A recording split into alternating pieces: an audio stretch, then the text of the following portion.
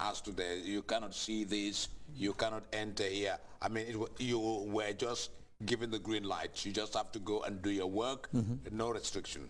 Yes, actually we were, people here did give a thorough consideration of the staff of the Office of the Ombudsman then. And they facilitated most of the important documents that we were supposed to at least utilize in order to help, let's say, people who come with their complaints. Sometimes when complainants come, there are times that they will tell you the truth, and sometimes because of certain reasons, they tell you half-truth. So it is the duty of the Ombudsman to see to it that, well, justice is properly done. Well, actually, when you discover that, well, when they tell you the truth, it is absolutely necessary for one to investigate thoroughly and then see to it that, well, the truth might either come from the employer or, if not, the employee. So where the truth veils is what you will have to, in fact, show as the justice being given to the complainant or to the cause of complaint. Do you ever, could you remember during your tenure in office at the Office of the Ombudsman as an investigator, a landmark case wherein the complainant, an employee, filing a complaint against the employer, and in your investigation you found that there was maladministration? Yes, I have found not only one but many, and there are cases actually that we have utilized, let's say, the techniques of investigation or the methodology of investigation, because we were exposed to settling disputes not only through the let's say ombudsman's legislation, but it's still true. We could utilize the alternative dispute resolution, that is ADR. So we were using ADR as a technique that could settle disputes between the complainants and the respondents. So we've discovered that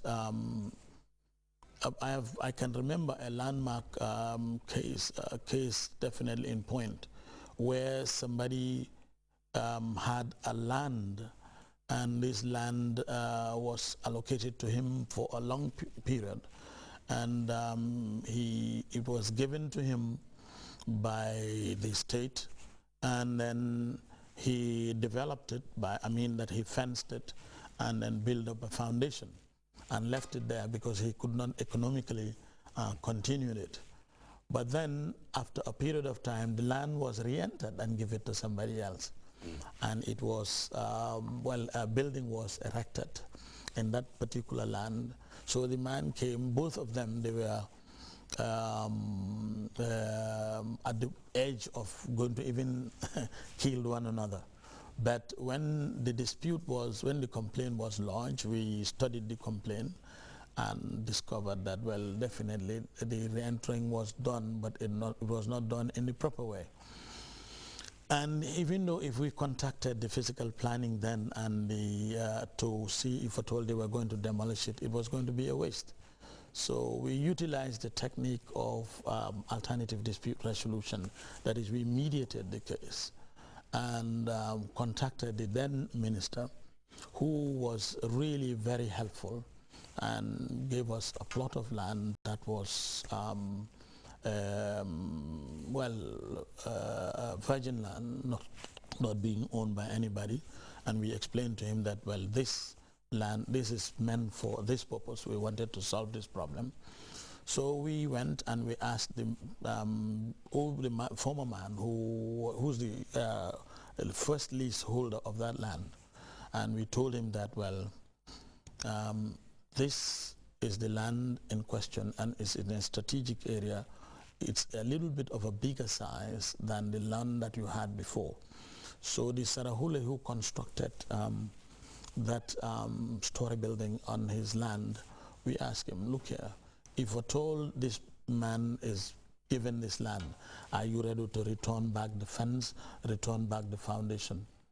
And he was generous enough not to only do that. He gave him 200 rods more and more trips of sand, and within 2 weeks he fenced the area and gave him about, I think, $40,000, and it ended up like that.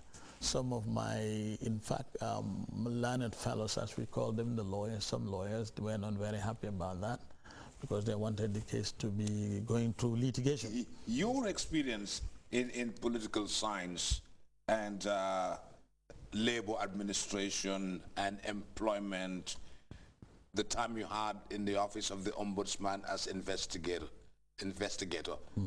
gave rise for you to accede to this top job, first Chief Executive Secretary of the Alternative Dispute Resolution Secretariat in the Gambia. Did you see this coming? Was it a natural progression that from you, the way you started, you were just building on your career to this very, very important position that you held some time ago, meaning first Chief Executive Secretary of the ADR Secretariat? Well, you see, ADR, Alternative Dispute Resolution, you saw it coming. Yes. You saw that one day I saw that, well, it is already inbuilt in us. Of course. It's African. We could even call it African dispute, African dispute resolution. Because these mechanisms, they were existing then, prior to the coming of the colonial masters. And the colonial masters, well, put it in the Gambian people that, well, or in Africa here, or anywhere they went, that if you have a dispute or any sort of a problem, be it a commercial dispute, employment dispute, land dispute, or whatever kind of a dispute relating even to compensation, you should go to court. So they bring in litigation, which is going to court. Now, going to court actually could resolve a great number of problems, to be quite candid. And it has been resolving problems. We must be very honest. It has been resolving problems. Lawyers have done some extraordinary jobs here to litigation. But it has come to a time that, you know, we have now reached a time or a period that litigation cannot absorb all. And if you go to developed countries or anywhere you go, like America. Germany, France, England, they've seen that, well, okay, they have to pave for a way in order to settle most of these disputes. So they return back to what the colonial master, or what they found when they came here. ADR. That is alternative dispute resolution. Because we were doing mediation, we were doing conciliation, we were doing arbitration, and we were doing negotiations. And these actually sorts of mechanisms, they exist in our own languages. And people could utilize them to sort out most of the problems. Even, for example, if we look inside public administration, which is another kind of administration, different to labor administration, because labor administration is an administration dealing with public activities, but in the field of national labor policy. Whereas in public administration, when you come to authority, power, and you have mandate to do certain things, it must be confined within what the law says.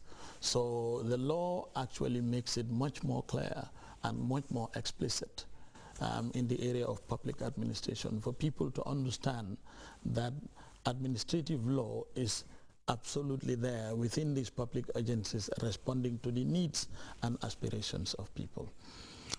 So if you ADR now utilizing them inside all these different kinds of administration is a cross-cutting issue. It absolutely could help a great lot. Some people who are actually, who have seen now the importance of ADR, they've seen that they could